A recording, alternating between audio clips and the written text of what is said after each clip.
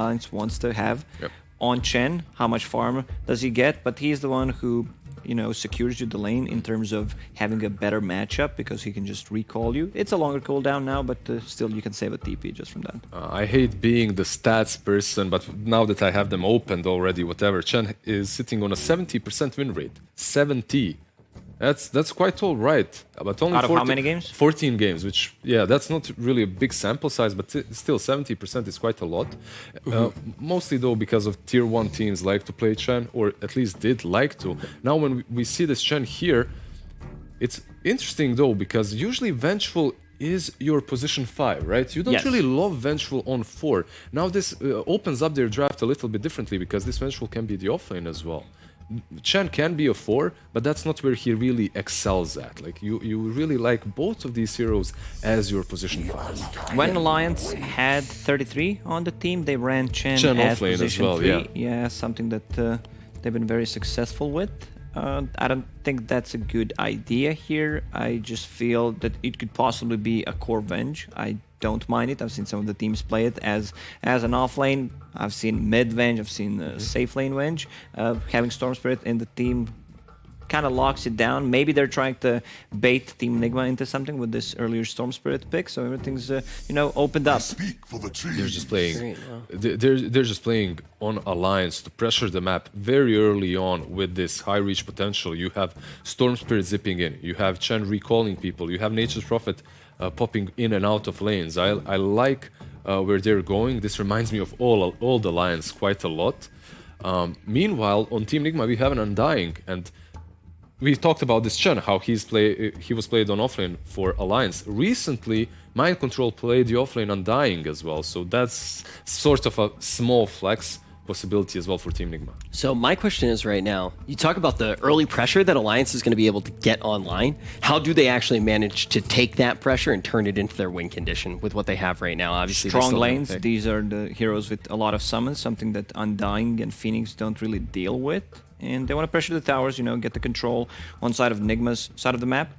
I want to see anything with the silence, anything with a stun coming out from Nigma right now, because they don't have lockdown for Storm Spirit. None of these 3 heroes provide literally anything. Okay, very, very important to keep in mind. So do you think, though, that focus of this game is going to be on Alliance's early game? Like, does this lineup with what they have right now DK is going to be locked in as well on the side of Team Nigma, but with what Alliance have right now, if they fall behind, if lanes don't go the way they want to, is it going to be a ship that you're just not able to turn around? It's usually we do consider that always versus an Arc Warden, right? If you don't manage to close the game out, eventually this hero hits that incredible power spike in which you're unable to defeat him. However, I think you have Nature's Prophet, you have your Storm Spirit, you still do not have your true win condition on the side of Alliance. And if you draft accordingly, you can deal with the Arc Warden. One hero that's fell out of meta completely. Now the Team Nigma have banned out the Spectre. They're expecting the same thing. One hero that has fallen out of meta as well is PL. Maybe not as great versus DK, but he destroys Arc Warden when he hits that power spike. He's good versus the Tombstone.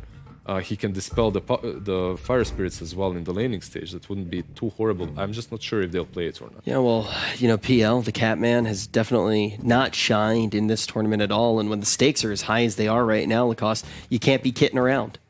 For sure, you can't, you know. All right, I love you, Rich. And could be possibly a good Juggernaut game. They have no abilities that go through magic immunity. They can't stun him. We saw how effective that is in yesterday's games when they were playing against Egypt. So they Good still call. ban out Drow. Drow, as I mentioned, multi-shot works inside of the bubble. But they have good ways of protecting the egg with the bubble against the Tombstone. So Looking good. You know, they needed something with low cooldown stun. This is something that they can run in the off lane as a Dragon Knight, something that they can put on the mid lane. Alliance, still not sure where this one's going because they are banning out the Batrider, also can be played at multiple roles. So they think it's mid. Okay. yeah, they ban out the Void Spirits as well. That could be like these 2 last bans from there are mainly aimed at we. That's it. That's all they're doing. Now, if you're thinking about Alliance, their last pick, what could it be? It could be something like a Sven, Jug, like you mentioned, Morphling, perhaps, that haven't been banned out, that are still in the pool. And Team Nigma round it up with a Necro. All right, this is looking really, really solid from them. They have this team that's able to fight early on and defend towers for a really long time until Arc Warden comes online. I like the strategy that's behind this. Maybe they don't have a true playmaker, but you can itemize for that on Dragon Knight, get something like a Blink or Shadow Blade. I think it's a Sven game. You need something that Dispel has a as well, dispel, right? yeah, Yeah. dispel talent on Sven stun level 15. Otherwise, I don't think they have enough damage to deal with Necro. Picking Juggernaut into Necro never feels that good. Just by looking at these 4 heroes inside of Alliance, it just tells me this is Alliance draft. Like, if you remove the names, I would pretty much know Morphling. who picked. Okay, Morphling is the hero that also deals well with them. He can easily turn into Dragon Knight, turn into Necro. The reason why Morphling is a little bit better here is he deals with all these structures a bit better versus the Undying Tombstone. I think that's the idea, right? The Tombstone, the Egg. He also has a built-in waveform, right, that you can get on top of Arc Warden, so you do have that reach as well. He does suffer a little bit more versus Necrophos, however, right? Yeah, it's not the greatest matchup. That's something that usually we don't see. We see it the other way around, where Necro is picked against the Morphling. He loves to play on a low HP. There is a save in terms of like swap, mech, Hand of God, just trying to, play with it, not get a kill and put the cooldown on the Reaper's side. But look at the sustain that Team Nigma has. They have Necro heal, naturally tanky hero Dragon Knight, you have Soul Rip, Sunray as well. Yeah, Tempest double, so there's going to be a lot of confusion. What Team Nigma is looking for is these drawn-out team fights where they can reset multiple times. And the odds are going to be in favor of Team Nigma as well, but this isn't necessarily a story of the numbers. It's going to be exactly what the guys have started to illustrate. This is really going to be one about who can set the tempo. Is Team Nigma going to be able to get in these drawn-out situations? Are they going to be able to have the drawn-out team fights? Are we going to see a very aggressive start coming out from Alliance? Are they going to be able to take control of these lanes? Are they going to be able to snowball that into a win before Arc Warden comes online? I would love to talk about it more, but we are about to start one of the most hyped matchups of the day. Let's jump on over to the casters. Team Nigma.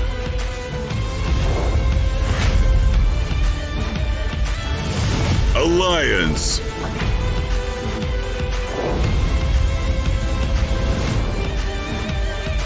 Fight. After eliminating evil geniuses, Alliance is now going to desecrate the corpse a little bit by taking the Storm Spirit and seeing if they can win the same number of games that evil geniuses did, which was just one, with a single game, which is now. They haven't played it before, and apparently they thought this was the time. 1-2. Storm Spirit. I can't, Jake. I can't. Like, why do people keep on? Like, why do people be like, well, this zero's a 20%, 27% win rate. Let me just first. Let's relax. Let's chill. Okay. I'm sure they have a plan. They second picked it. There's some bait happening here. Yeah. It's the support Storm Spirit? Is that what you mean? Maybe. Who knows? They've got some. There's something going on. It's not support Storm Spirit. But, there's something going on here. That sounded like a better plan. Where, with this draft, the Storm is going to work, okay? They've got the pickoffs. They don't have the team fight. I think if they team fight into Nigma, it's looking really rough. Yeah. But they have fantastic pickoff and great laning. It looks like they will lose every single 5-on-5 team fight to me. I don't know how you can beat this lineup from Nigma in a team fight. You have to have some crazy item advantage. Supernova, Tombstone. Yeah. Dragon Knight to two big initiate. things out in front. A Dragon Knight, big old tanky hero with a stun out in front. Necrophos is around. He's in the area. And all the way in the back, there's an Arc Warden slamming into you. So that is something that... Well, we need the Storm Spirit to have a good game because he is going to be the one trying to deal with that Arc Warden. And it all starts off in the laning phase, I suppose. Great Death Ball. If they do want to have that Arc Warden just farming up. Solo Morphling. He's got a Chen, but Chen is indeed blocking the camp. Yeah, I was a bit curious. Alliance, it looked like they really wanted to get the lane matchup that I'm not sure what lane matchup they wanted here, but they do have Chen and Nature's Prophet, so they should be able to freely get whatever lane matchup they want at the end of the day, right? Chen and Nature's Prophet, yeah. I think I mean, you just teleport to the it's side just- lane, they follow it's you, just- and yeah, then you it's just TP back. Pretty easy. I think both heroes will do fine too against either side lane, just slightly better, slightly favoring to have the Morphling versus the DK. It's just a free farm lane, guaranteed. You don't risk having that Necro +1 maybe do well in the lane. But I think the Morphling was a really good pick here. Why is that? Just doesn't care about any of the Nigma heroes. You can kill the structures that are put on the ground, magic damage to kill the Necrophos. You can jump the Arc Warden, magic damage to kill the DK, who has such high armor. It's going to care a little bit about the Necrophos, right? It's an interesting matchup because you hear Necro players say that this is like a Necro favored matchup because you have the Reaper Scythe, obviously to deal with the fact that Morphling's always sitting at low HP with that Strength Morph. But then on the other side of things, you have this Necro who will be amplifying magic damage against himself, and you can just burst him down with that Morphling. You can also just steal Necro and get the same effect on him with the Heartstopper aura.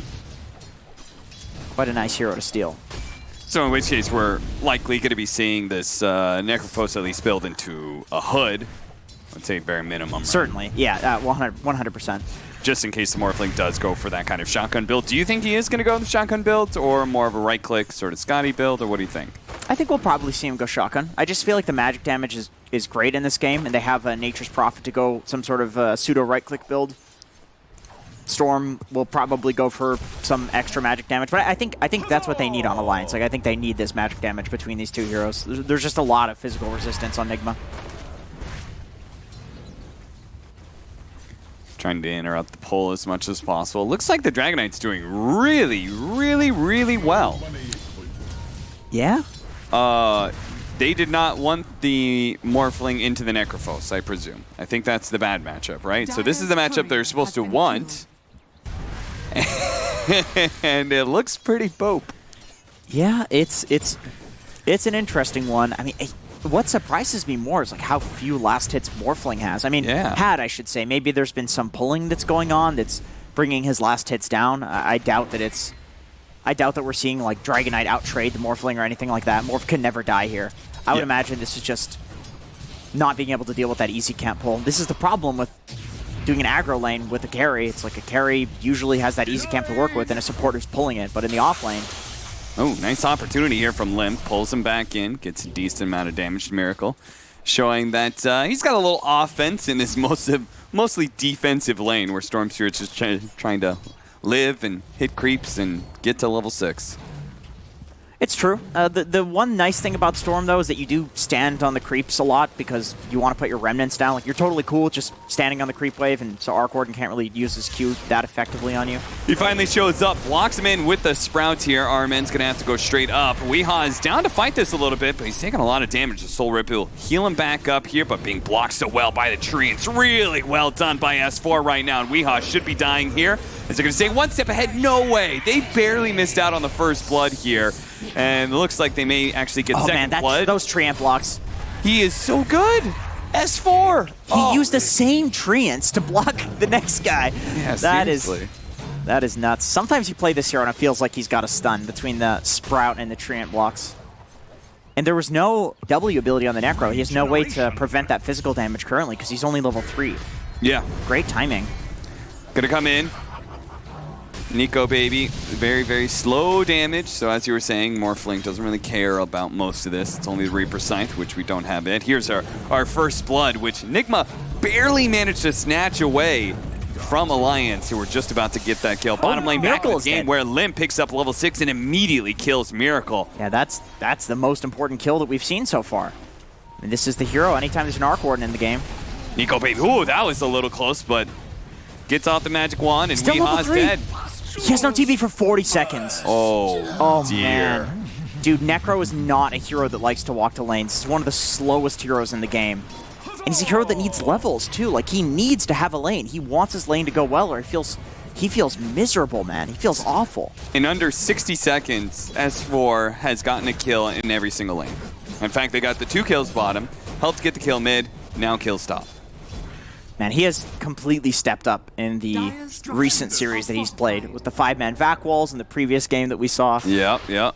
And just such nice control of the laning phase here. It's a level 5 natures too. He's not even waiting for that level 6. He's just realizing that with this Necrophos being level 3 still, like, it's just this free opportunity to kill him over and over, and then you have an Arc Warden as well.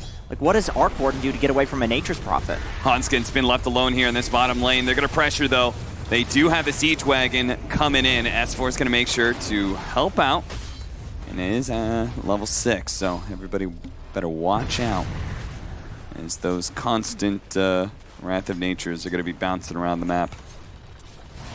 You know, one interesting thing about this Necro-Chen matchup is that you can get that Purge creep and you can take off Necro's W. So yeah, it's one of those things where sometimes it is a Necro-favored lane in terms of carry matchup, but then you just purge him with the Chen and the Chen wins.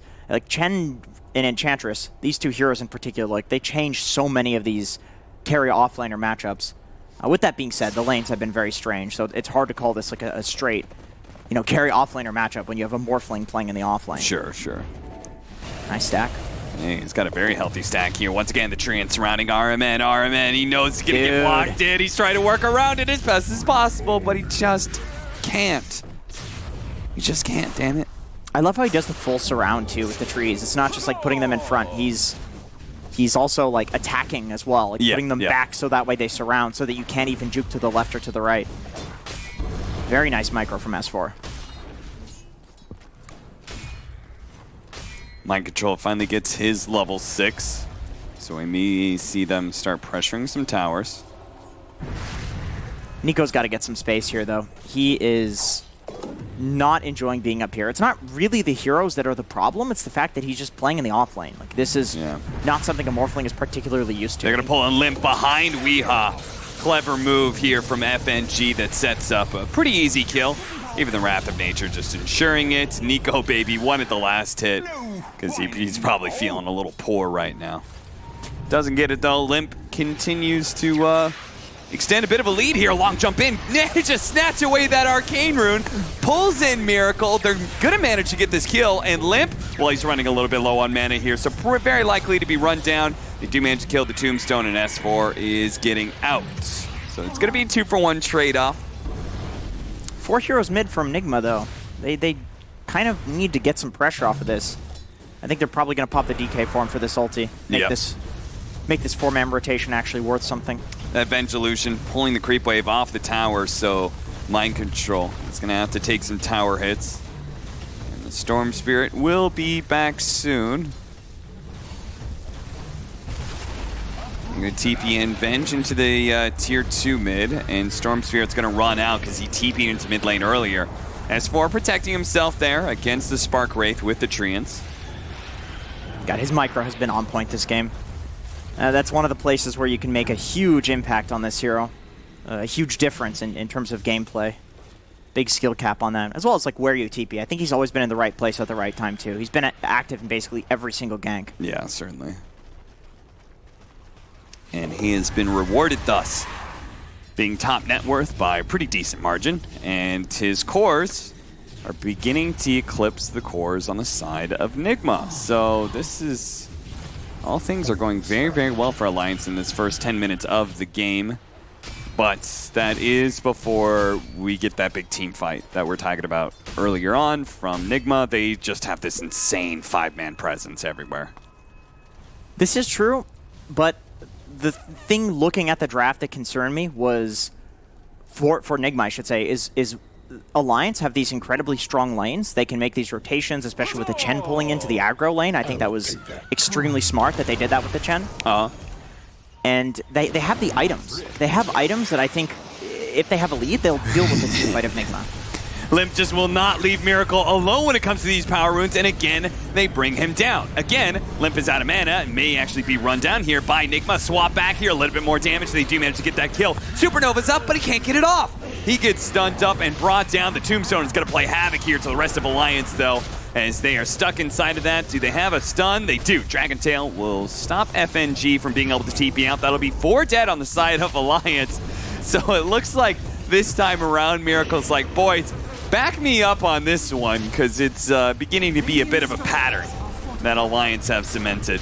Nico, baby, turning into the Undying here to try and push back Mind Control and RMN as they are trying to finish up the tower right now. If you could just delay Limp them, is they still- might be able to catch he's something back. here. As Limp is going to be able to get in there, pull back onto mind control. Good amount of damage. RMN still healing him up, but a committal from Nico Baby, and it's just enough damage to be able to get the kill with the help of Limp. He secures the last hit, and they prevent their mid tower from dying. Very smart play from Nico Baby. Yeah, Good read.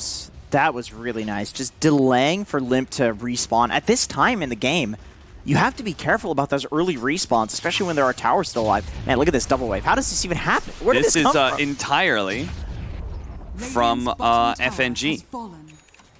FNG died, but he sent his creeps up there to collect the wave before it hit the tower. Oh, And then he pulled it over to the nice. Storm Spirit.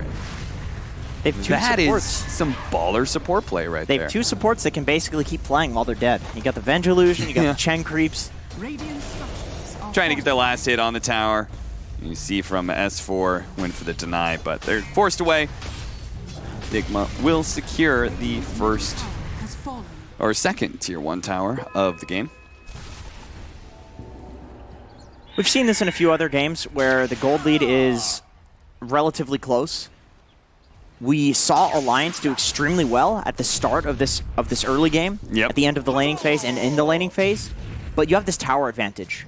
You have two towers, so two big towers that open up the most area of the map. And now Alliance, the pressure is on them to make a move. They need to get this mid tower, they need to get this top tower. All right, man. Don't think that tombstone was worth laying out there, homie. It gives up a little extra gold. No big deal, though. But yeah, as you said, the net worth has evened out a lot, mostly because Nigma are using that 5-man presence, all that team fight to just bully Alliance and take some early towers. But Wait, am I crazy? Are they going crest on 2 heroes? Is Hanskin getting a medallion as well? maybe it's Medallion and Solar Crest. I mean, yeah, So he's that's not going to complete it, right? sure. That they stack, so Yeah. you can definitely go for that. It's a pretty interesting idea. Maybe It they is just- one of the best items for Revenge to have. Okay, drums. Maybe More they and just more haven't, auras. Talked about their itemization or something yet. Maybe they'll adjust. I think probably.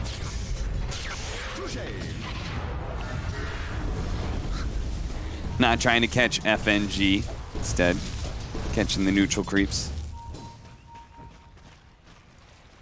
Nigma's doing a great job defending this mid tower. This is something they do a lot. Like they do not let this tower go down, especially if they have something like an Arc Warden, where you actually have this reason to delay the game for as long as humanly possible. Basically, if you go to the late game, Arc Warden will win, unless he gets caught out just like this. Yep, so you get a miracle. He was having a good time using his Hand of Midas. He was getting way ahead of everybody, and then all of a sudden, the smoke gank strikes. It brings him down, and he is going to fall behind all of the cores of Alliance now. Jump forward, Limp. Dude, how does he keep doing this? Every single rune, he just snipes it. He Looks rolls for a kill. in and snatches away the power rune for everybody. They do have a jump forward. You see that Hanskin use a swap in. They do have the Reaper Scythe on the limb. It does a decent amount of damage, but clever move from Hanskin, swapped on the Storm Spirit illusion in order to get close enough to hit that magic missile. Sadly, it didn't result in a kill, but it was a cool play. And the Chen heal, man, just totally buzz-killing that Necro ult. I think if that Scythe comes out, the game looks a little bleak for Alliance. Like, you do not want to lose kills at this point when the pressure is on you to take this slight net worth lead that you have, take this relatively even game, and actually get a tower with it. You don't want to just get Scythe on your Storm like that. That Certainly. That just delays too much. 3 Arc Wardens battling right now, Uh-oh. and a Courier as well, apparently. Easy money. That's a free bounty. 70 gold each. Look at that. They have the Dragonite coming over, but Alliance also has a wrap behind Miracle here. Limp makes his jump on in. They're going to try and finish him off with a magic missile. Miracle trying to protect himself underneath that magnetic field. Meanwhile, Nico Baby is able to easily get away from Mind Control and RMN. This is the difference. The Morphling is not scared of the heroes that rotate in. They don't have damage to threaten him. Meanwhile, this Arc Warden gets run over anytime Limp's around. I gotta say, Alliance, we heard Hanskin kind of joking about banning the Arc Warden in the interview last night. Uh-huh. It just kind of makes me think that they've prepared for this. a lot, and they were debating it. Like, they wanted Nigma to pick this because they feel like they know how he plays. And it really feels like they do. They keep killing him. They keep doing these wraparounds. They keep doing these smoke plays into the triangle. It's like they're in Miracle's head. Is this going to be enough? Weehaw does have the Guardian Greaves, so he's certainly fine. The quadruple range creeps from FNG, so he's really trying to bring down that tower. Instead of opting for neutrals, that would give him maybe a little bit of crowd control or something. I'm impressed that Wee is the... Well, he was until Miracle, I think, double minus, but Wee is keeping up in terms of farm. Like, his game looked really rough with those ganks from S4, the beautiful tree amp blocks that we saw. But then somehow he just has Guardian Greaves right now. He's been like silently farming this whole time, taking the space. RMN really doesn't have a whole lot of places to go. At the same time, Nigma are going to make a smoke move into a support as well. This one is going to be FNG. He's a bit hard to kill, though. He does have to heal. They're going to have to Reaper Scythe him. It does manage to bring him down, so he's dead for 48 seconds as a result. I don't know if you ever feel good about Reaper Scything a Chen of all heroes. No, certainly not. I mean, once again, we've talked about it. He still has the army, right? He's totally cool with that. He doesn't even have the ult up, so he doesn't mind if he dies.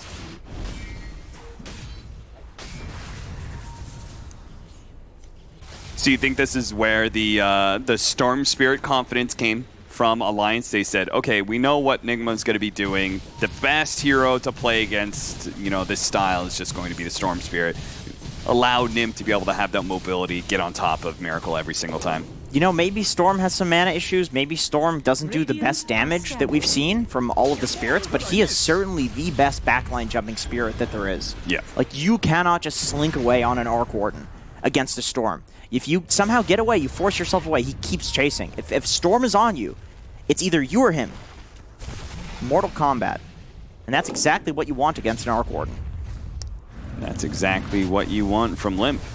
Because he's such a proficient, he's a really good laner, and he's one of those guys who's just a hero hunter, Yep. He's so good at being able to just run around and kill people. I think he's a guy that's really great mechanically too. So you give him a hero like Storm Spirit where you have to instinctively know how much mana you have left and where you can zip with it. I would 100% trust Limp to know this better than most pro Swap players. back into Weehaw here. Weehaw still has Guardian Greaves to protect himself, but he may not be able to get it off. The Soul Rip comes in. A full heal on out. Now a Supernova right in front of S4, though, so it's very quickly dealt with here. The Tombstone's still out. Never mind, Hanskin does manage to deal with that. They're laying damage into Nico Baby, but it feels like it's all for naught. He turns into an Undying, quickly drops a Tombstone of his own. Nico Baby getting a little bit low, but you could see the numbers are dwindling here from Nigma. All of their damage, Jenkins, was aimed at that Morphling. And it wasn't even that close. Yeah, and then he steals the Tombstone as well and just becomes a better Undying. I totally forgot about that counter, man. That's such a strong counter pick to this hero. Weehaw bump back a little bit, still has the Reaper Sight to work with, but Nico Baby healed himself up to half health. Miracle, he's going to be pulled back into his doom here as the Alliance ball continues to roll over Nigma here. All that team fight, man, and it did not pay out at all. They popped the Supernova, they popped the Tombstone, they were fighting with Dragon Knight's ultimate. The only thing they were missing was, where was that Reaper's Sight? The problem is the Chen. The Chen is keeping everybody so high HP that the Reaper Scythe is not enough to burst. Yeah. And if you can't burst a Storm, if you can't burst a Morphling, even a Nature's Prophet, if you can't burst these heroes, they just get out. They're fine. They have to die from the actual Reaper Scythe. But the Chen is keeping them all alive. So the question is, do you focus the Chen? Is that a good team fight tactic in general to blow up a Chen first? I mean, I suppose when he has all the heals, it's just a hard decision to make.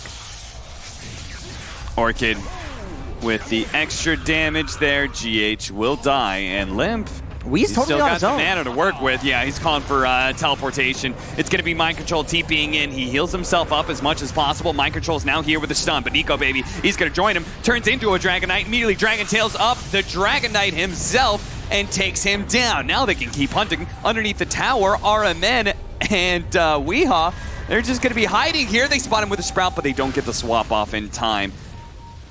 They will take this tower, and S4, he's not going to let RMN get away. That's Solar Crest, allowing him to do so much damage.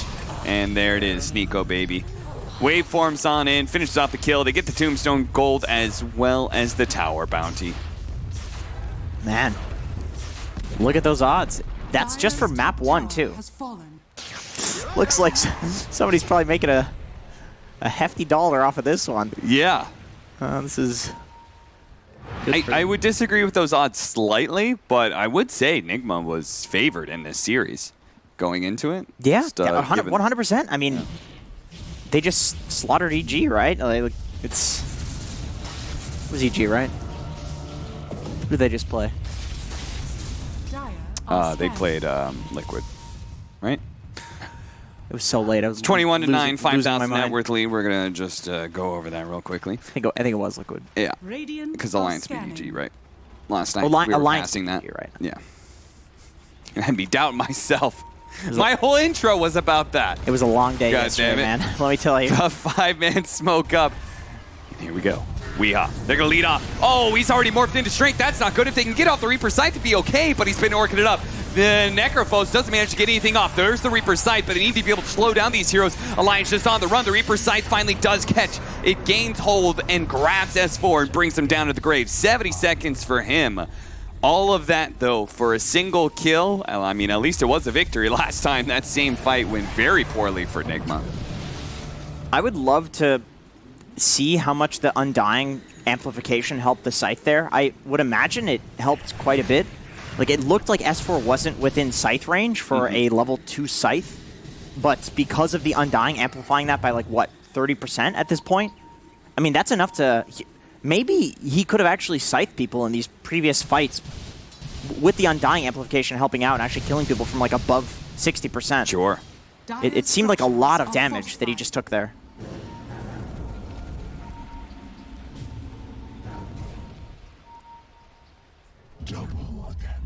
Nico baby with the double damage. She'll just quickly deal with this Tempest double. It's free money. 240 gold of which I would love to see. I know production probably doesn't have this, but how much Tombstone, Tempest double, like all that stuff. How much extra gold they've gotten out of this stuff. Yeah, it's definitely been a lot this game. We've seen the Tombstone die quite a few times. Smoke's going to break here. Looking to be able to jump anybody they can. It's going to be RMN because Mind Control was a little bit faster there with a Blink Dagger, so he was able to get out despite being orchided. So a very small loss. They're going to ping Roshan here, and yeah, with the rest of this double damage, only a second or two of it, but they're going to try and chip away. And they have a ton of minus armor. I mean, kill it quickly. You have to react fast if you're Nigma.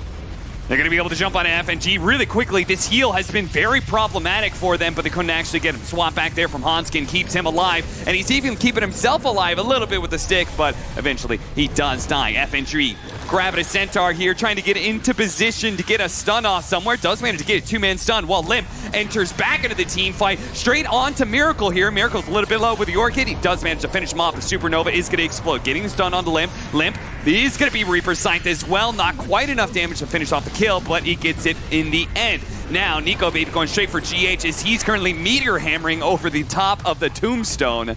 As for Nico Baby, finish that off, and now they're going to try and catch some more with the teleport aggressively in, looking for the Sprout, catches RMN. RMN still not having a way to be able to cut through these damn trees, is caught time and time again. You still have your Natures alive too with the Solar Crest. You've got your Venge respawning.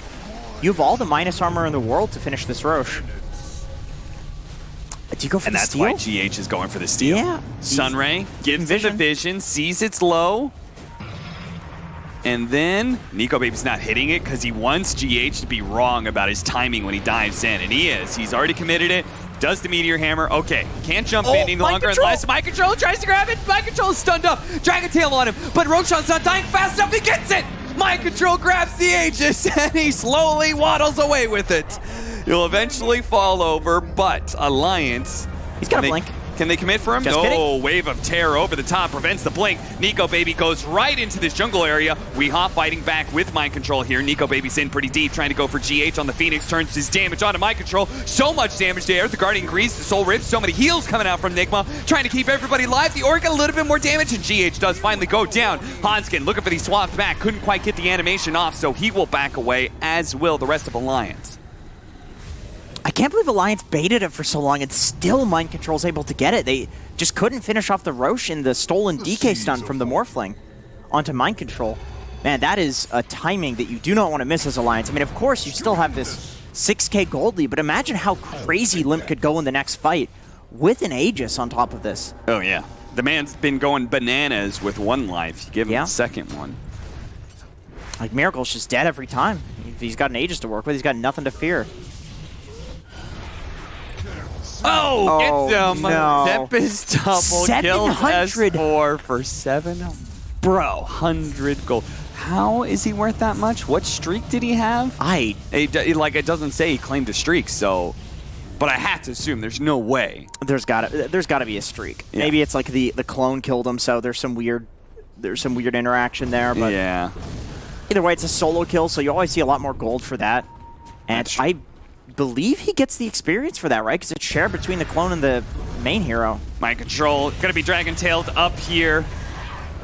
But I believe his clone died first. Oh, I see what you mean. Yeah, you're right. Pull back in. Weehan trying to keep our man alive here. Has the Reaper Scythe. He can catch Limp here, but the Limp, he pops the BKB as soon as he goes down to half health. Weehaw still has a little bit of health to be able to work with, but it's not that much. Limp should be able to finish him off nice and easy, while Nico Baby looks to be able to track down Miracle. Limp all the way in. Had a regen rune, I believe, to work with in that fight. Catches him, pulls him back in. Nigma suffering loss after loss here. If he was not hit by the Fire Spirits, I believe he would have still had that regen going. Yeah, 100%. That I think GH probably dies. Man, killing the healers first in these fights seems to be going well for both teams. Like, if you can take out the Chen, if you can take out the Necrophos, there's just not enough sustain for the damage on either side. Obviously, more so Alliance, considering the gold lead that they have. That Especially felt on like their- such a fragmented fight, though. I wonder how that happened from Nigma, just because, I mean, hell, half of them were underneath the tier 2, and the other half were too far away. They didn't have a great formation there. Like, it's... I mean, I don't want to say they're rattled or something like that, but I think we've seen this in a game where they actually said that they were like chickens with their heads cut off. Yeah. Without Kuro, where Yeah. when they aren't in a very structured position, it's like, okay, well, Kuro would normally tell us exactly what we need to do here. Daddy brings the discipline, and Yeah, right now they've got Mommy and RMN. So Right, exactly. It's like you can have sleepovers every night and eat all the chocolate and ice cream that you want. Exactly. And all of a sudden the kids are getting fat. Maybe they're having more fun, but It's not it good. was resulting in some... Childhood obesity, for sure. Yeah. Ooh, pops the Ghost Shroud, and there was so much magic damage. Now, he's still going to be able to heal up to full. The problem is his team can't really bail him out. Goes for the Reaper Scythe last second onto Limp because he's like, well, I might as well throw it down. But Limp does not take that much damage for it. GH, who completed a BKB just to try and deal with this. Nice net into Meteor Hammer combo. That will kill Hanskin. And they actually going to go back in here. They're going to go on to S4. Supernova finally going down. Nico Baby immediately jumps in, tries to deal with the Yank. Do they have any protection for it whatsoever? Again and again and again, they just cannot seem to protect GH and his Supernova. Yeah, usually you have some sort of like Tiny or Axe or whoever. Where's the Venn diagram of the bubble? Dragon Tail in on his Storm Spirit as he jumps in. Now he'll get some kills for it. RMN actually barely surviving there, but nice reaction there from Mind Control, getting the instant stun onto Limp. Still, though, they have broken Nigma a bit, and they're going to be able to get some decent damage onto the tier 3. FNG is probably going to be left behind, though. I mean, he technically maybe could TP here. Okay, or you can just die on RMN. Yeah, that works too. Dude, Nico Man, Baby. Is Nico Baby really just too strong to contend with? This Scotty. I mean, it plays havoc with all of their heroes. They have so much heal going around, and you have a Dragon Knight. Yeah, I mean, he's just looking like a god in this game, like play-wise too. I almost feel like he could be on any hero and he would look like this. I suppose the early game was set up really nicely for him based on his hero, but I feel like he's just feeling himself right now. Like he just feels really good. Like this guy's instincts are killer right now. Hype almost done for FNG. That'll be significant reduction in damage from Nigma, where they're already suffering, doing enough damage to get somebody Reaper Scythed. Glimmer Pipe, man. Like, that is so much magic resistance on whoever he puts those on. Yeah, that is really rough for the Egg and all of the magic damage that Nigma have. It's basically all magic damage right now. Seriously though, like isn't the whole play here just like Venn diagram up the Egg and the problem though is like Alliance is doing such a good job at pressuring Miracle in every fight that he has to Venn diagram himself just to survive. Like he's Venn diagramming himself in the back line, and then the Egg comes in and it's like, hello? Yeah. Am I alone here? Like GH, we see him do this sort of play all the time, and it usually works. His Phoenix looks fantastic all the time, but this is looking like some feeding. Feednix, if you will. Clever. Yeah, I appreciate that. That's all I'll give you. Yeah.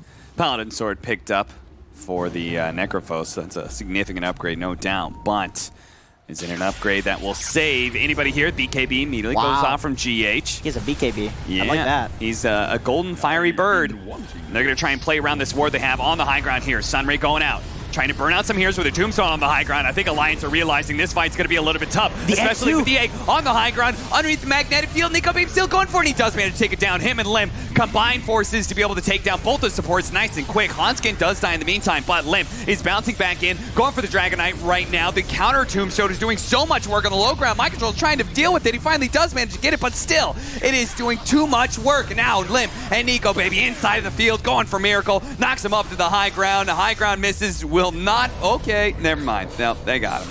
They got him, and they'll stop Weehaw from being able to TP out too. Man, if that team fight doesn't go well for you, for Nigma, I don't know what will. Yeah. That Egg on the high ground with the Arc Warden bubble 2 on the cliff, the ward, actually they had 2 wards, actually 3 wards if you count the other team's wards. I think the bubble barely missed him. You think so? Yeah, because I was watching Nico Baby from the low ground to the left hit him, so he definitely wasn't in the bubble. Yeah, it was working. So they must have barely missed it. Does Nico Baby have MKB? No, he doesn't. Okay. Yeah. I think S4 does have an MKB though. And he was slamming some things up the high ground too. I mean, this is just rough. I don't think they can use Reaper Scythe on anybody else but Nico Baby, because it's very clear that he has free reign of these team fights, which means he will just eventually win them. Unless they have that counter. I think you're right. We've seen it about 6 times in a row now. It's Nico versus the world at the end, and then Nico wins. No, you're 100% right. I think that is exactly what you need to figure out in this game as a Necro player is you know, sometimes you're just scything. Sometimes you can just scythe a random guy in a fight and you're going to win, or maybe a support. Sometimes the way that you play the fight changes during the game, and I think... Like the mid-engagement, where he gets gone on, totally understand. Throw the Reaper Scythe because you're going to die, but he was the last one alive in that fight. And you could see, because Reaper Scythe was used on S4, I'm guessing, that it was just like, Nico was like, oh, okay. I'm going to stand here and I'm going to hit you. Especially because S4, like, technically, you know, he could just buy back and then TP in, right? And that's no skin off of S4's back. He's cool with that. So I think you're right. It's becoming more and more clear as this game progresses what the team fight priority needs to be for Wii. And it's more important for him to do that because Nico is so huge and they're having such issues with him. Maybe if this game is, you know, 5k gold lead for Alliance only, it's different. Maybe they have some silence on Miracle, maybe they have a Sheep, maybe just the stun on DK is enough. But like in this particular situation, you 100% have to scythe Nico, and then once he has an Aegis, once he has like a Lincoln Sphere, maybe there just isn't a way. Maybe you need to do some crazy backline jumping, impossible team fight to win. They must have seen this with how they're playing. Yeah. They have no words. They just... I mean, they've got treants all over the place, and they had that treant that was in the ancient camp. Maybe it caught like the animation. Sometimes you can see the animation. Yeah. Either way, there's just like no heroes showing anywhere from all those treants. So yeah, you get a gut feeling. It's like, what if they're not in their triangle in a 12k gold deficit? Like, where the hell are they? I think they've got BKB on Mind Control and Scotty on Miracle. So those are really big upgrades. Oh, the word on the high ground. Swap back and down in the low ground. Miracle's in big time trouble now. Tries to put himself up against the cliff with the bubble hanging out. It's actually pretty decent until Nico Baby jumps inside the bubble to be able to finish off Miracle. He's now dead. His Tempest double is still up and putting out some damage, but a swap back in over to the high ground to get the Smurfling out of the area and make sure he's not going to get Reaper Sight just yet. Nico Baby going back in, still has his, no, he actually uses BKB. Limp actually getting stunned up. That's an unfortunate situation. They use the Reaper Scythe on him. All that magic resistance prevent the extra death timer, but Limp still dies. He's immediately going to buy back. He sees this as an opportunity to be able to wipe out Nigma. See if they can actually just finish him off right here and now and take this game 1. They're going to bring down mind control. Weeha's not going to be able to TP out. Those 2 heroes with no buyback RMN also going to be caught as he tried to TP away. And there you have it. That's a free Roshan. That's a free high ground push. That is a lot of things for Alliance. Yeah, no egg. He buys back, but he's no tombstone, right? Like, he used it in that fight. That was, once again, another one of these situations. You're fighting on a high ground perfectly for Nigma. Like, the initiation from Alliance was great, but that's kind of where you want to fight if you're Nigma. Like, almost as if they were baiting it. And it still doesn't go well, so what do?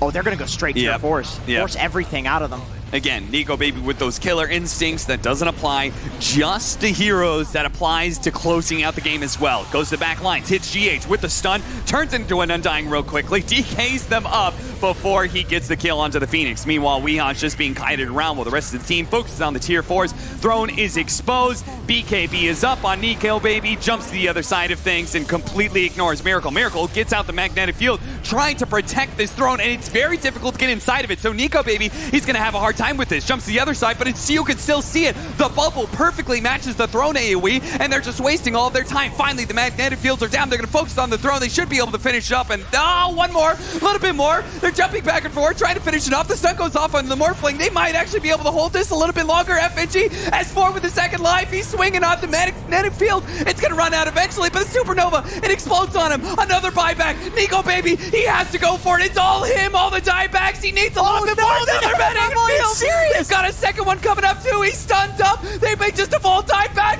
He's actually going to do it. Oh my god, the throne stays alive. S4 spot back. He's TPing in, he's hitting the throne, but it's healed up. He's dead. There's the diebacks. They've all bought back. They've all diebacked. What? What the fuck?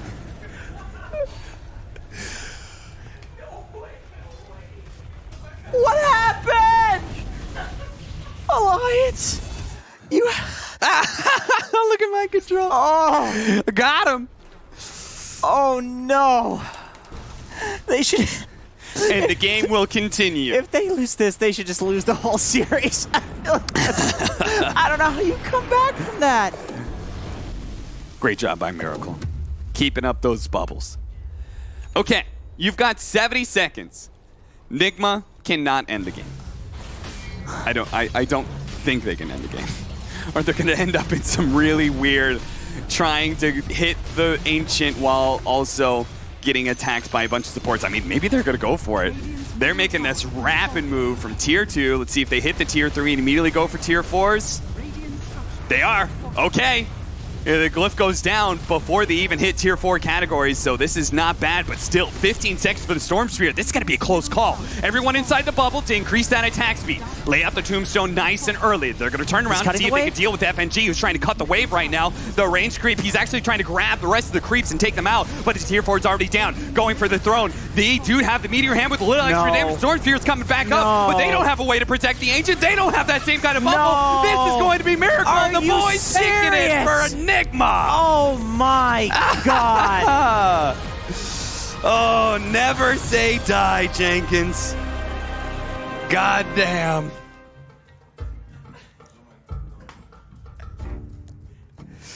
Alliance could have had it. They could have just taken the easy victory. They just could have said to themselves, we're just going to take this one lane of barracks. If they failed on the Ancient push, they could have said, we don't need to buy back. It's all good. We're way ahead. Take ourselves some Roshan. Control the map. We have this super good late game. That all could have been theirs! But they had to try and close out the game. They had to try and do it in style, and now they are literally shell-shocked. Oh, no. Look at those faces. They don't know what to make.